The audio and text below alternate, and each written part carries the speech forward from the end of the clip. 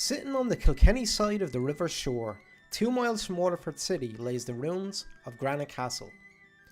Built in the 13th century by the Lepores, the castle and lands were eventually handed over to James Butler, the 2nd Earl of Ormond, in the year 1375 after the Lepores lost favour with King Edward III.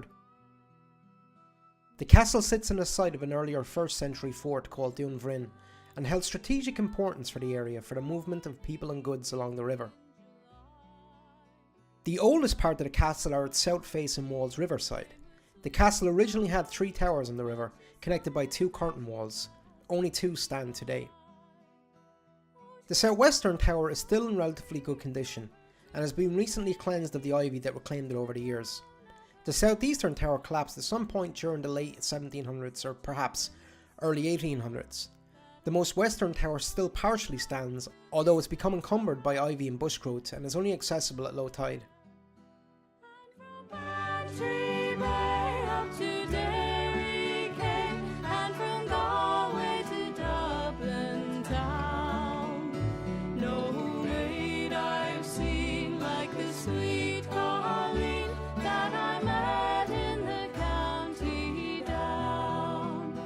As she onward sped, I shook my head, and I gazed with a feeling rare.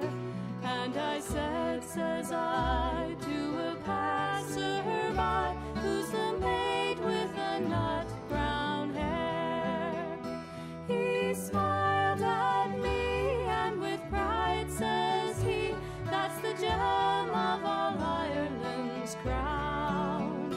Young Rosie McGann from the banks of the Bann, she's the star of the county down.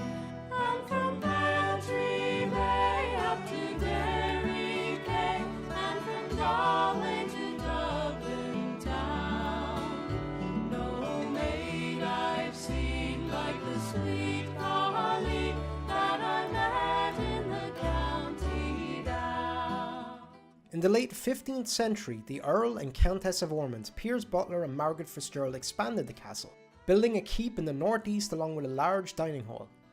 The keep still stands to this day, while only fragments of the dining hall still remain.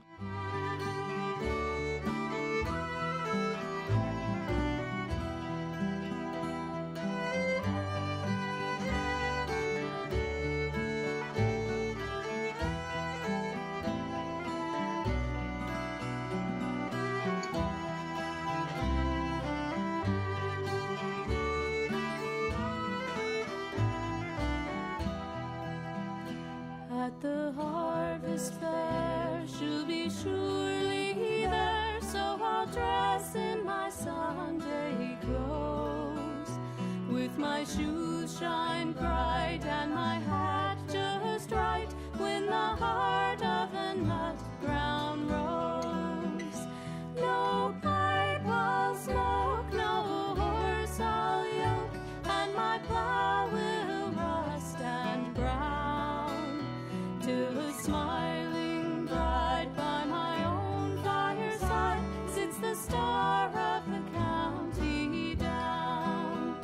And from Bantry Bay up to Derry Quay, and from Galway to Dublin town, no maid I've seen like the sweet Colleen that I met in the county down. The castle stayed in ownership of the Butlers until Cromwell's invasion of Ireland. In 1650, Cromwell's forces under the command of Colonel Daniel Axtell attempted to seize the castle, but the Butlers refused. Axtell returned with 2 cannons and destroyed the castle. As the years passed, locals used some of the remaining stone to build cottages in the area. The last part of the castle to fall was the southeastern tower, which held strong until the late 1700s when it fell. The castle would surely be in further ruin if it wasn't for the work of George Roche, who carried out some much needed repairs in 1824. A stone slab still sits on a repaired wall, honouring his work. A small portion of the slab mysteriously had its text removed. What it said is anybody's guess.